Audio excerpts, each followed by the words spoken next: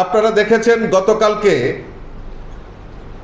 কংগ্রেসের নেতৃত্বে একটা বিশাল দল পুলিশ হেডকোয়ার্টারের সামনে তারা ডেপুটেশনের নামে মিলিত হয়েছে এবং ডেপুটেশন দিয়েছে। বিরোধীদের বিরোধিতা করবে, এটা স্বাভাবিক, আমি সাধুবাদ জানাই। কিন্তু এজেন্ডা কি, ইস্যু কি? ইস্যু হচ্ছে এই ত্রিপুরা রাজ্যে সন্ত্রাস বাড়ছে, এই রাজ্যে আইনের শাসন নেই, এই রাজ্যে নারীরা ধর্ষিতা হচ্ছে। বিভিন্ন ইস্যুতে গতকালকে তারা ডেপুটেশন দিয়েছেন, ডিজির সঙ্গে মিলিত হয়েছে। আমি প্রশ্ন রাখতে চাই যে মানুষ ভুলে গেছে আপনারা ক্ষমতায় ছিলেন, আপনাদের জোট পিরিয়ড সেটা ত্রিপুরা রাজ্যের মানুষ ভালো করে জানে। সুস্পষ্ট কোনো রকম অজুহাত তুলে ধরতে পারেনি। আমাদের সরকার যদি কোনো রকম সন্ত্রাস হয়, সঙ্গে সঙ্গে পুলিশ তার নিরপেক্ষ ভূমিকা নিয়ে, দায়িত্ব নিয়ে সেখানে আমাদের পুলিশ প্রশাসন কাজ করে।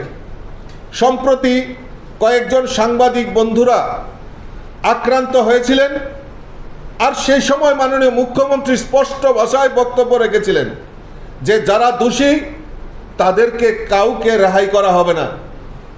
তৎক্ষণাৎ তাদেরকে পুলিশ অ্যারেস্ট করেছে এবং এখন বর্তমানে তারা জেল কাস্টডিতে রয়েছে।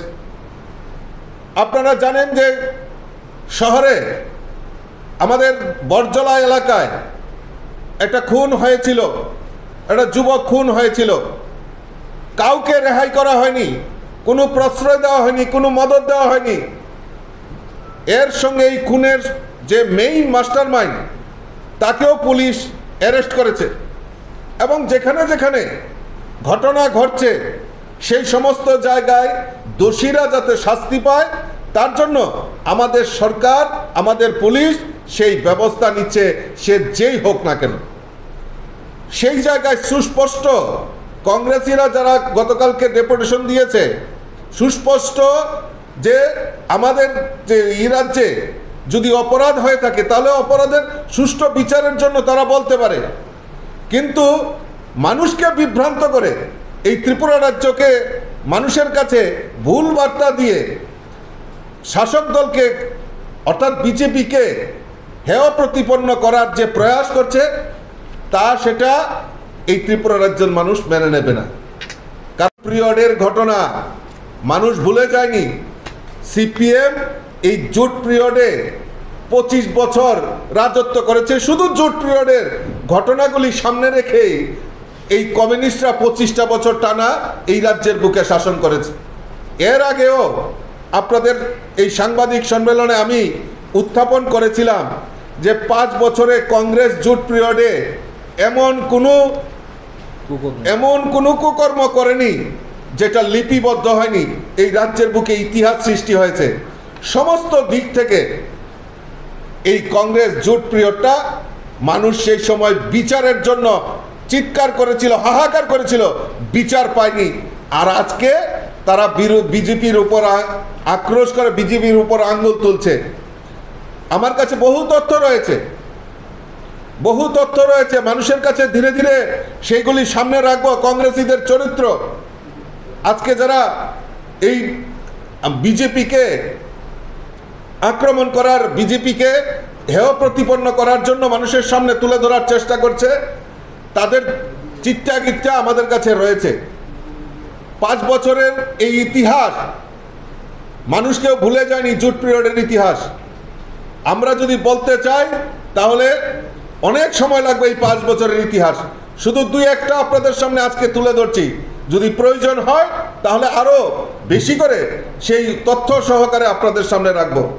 আপনারা নিশ্চয়ই ভুলে যাননি 91-এ দৈনিক সংবাদে প্রকাশিত হয়েছিল কুমারঘাটের নোটিফাইড এরিয়ায় কংগ্রেস সদস্য ও সার্কেলদের কুকীর্তি, পিস্তল লুচিয়ে স্বামীর উপস্থিতিতে স্ত্রীকে ধর্ষণ এবং প্রহার করে কুমারঘাট নোটিফাইড এলাকাতে। আমরা ভুলে গেছি সেই দিনগুলি। আজকে কলেজ লেকে কাকলি আজ পর্যন্ত বিচার হয়নি, সেইগুলি রাজ্যের মানুষ জানতে চায়।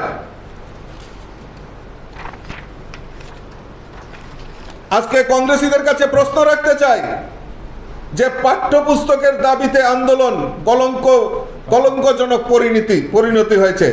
উদয়পুরে ছাত্রদের উপর পুলিশি গুলি চালনা, আহত 3 জন, আশঙ্কাজনক অবস্থায় 2 জন, সারা রাজ্যে শিক্ষা প্রতিষ্ঠান বন্ধর ঘোষণা। এইভাবে আমাদের কথা নয়, 91-এ দৈনিক সংবাদে প্রকাশিত হয়েছে। মানুষ বিচার পায়নি, আন্দোলন করেও রেহাই পায়নি। আপনারা সবাই জানেন 92-তে এই রাজ্যে জয়েন্ট এন্ট্রান্স ফল এবং মেডিকেল ইঞ্জিনিয়ারিং ভর্তির কারচুপি তদন্তের পর গুয়াহাটি হাইকোর্টে ঐতিহাসিক রায়।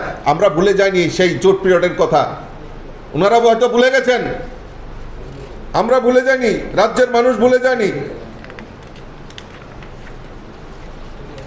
আজকে বন্যা পরিস্থিতি নিয়ে বড় বড় কথা বলছেন।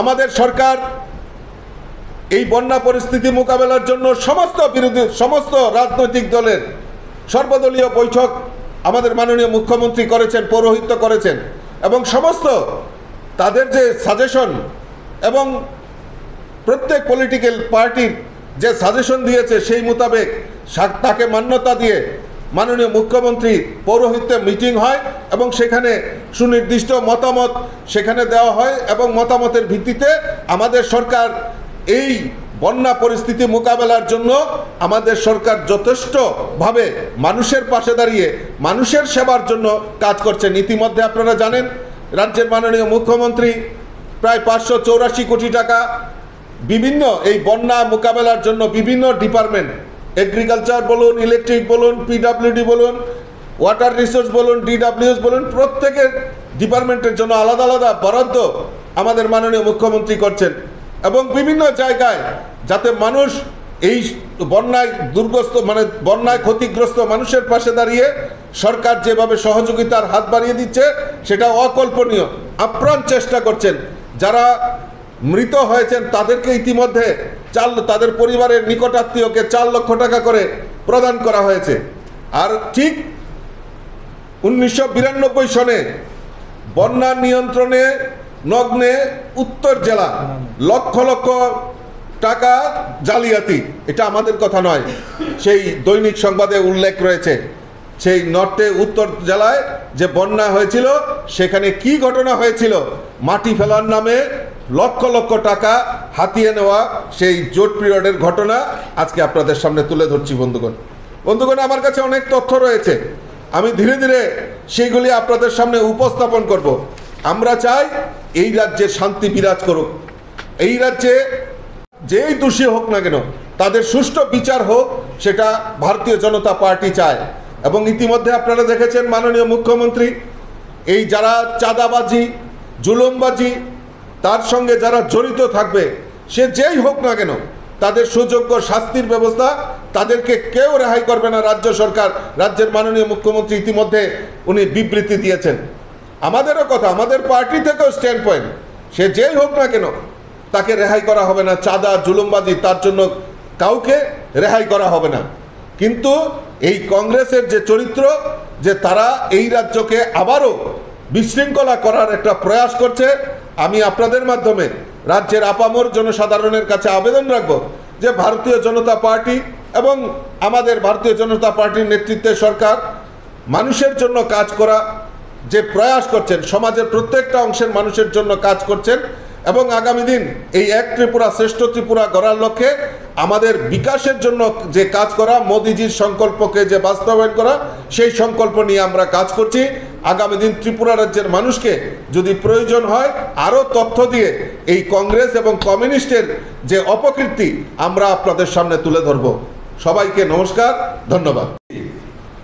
যে সুস্পষ্ট আমাদের অভিযোগ করতেই পারে, কিন্তু অভিযোগটা যদি ভিত্তিহীন হয় সেটা কোনোদিনও শোভা পায় না।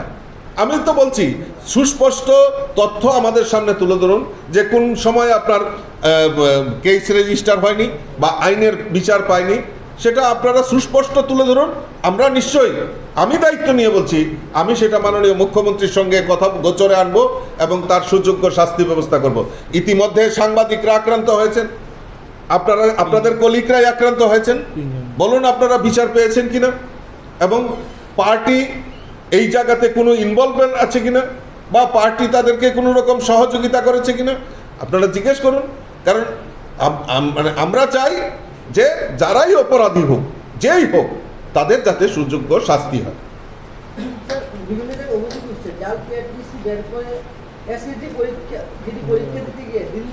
চলে এসছে, নিশ্চয়ই ব্যাপারটা নিয়ে আমি কথা বলবো, এবং যদি জাল পিআরটিসি নিয়ে যদি কেউ পরীক্ষা দিতে চায়, নিশ্চয়ই তাদেরকে কাউকে এটা অ্যালাউ করা হবে না, কারণ এখানে নিশ্চয়ই কোনো একটা সিস্টেম রয়েছে, সেই সিস্টেমেই তারা বাদ পড়বে। সবাইকে ধন্যবাদ।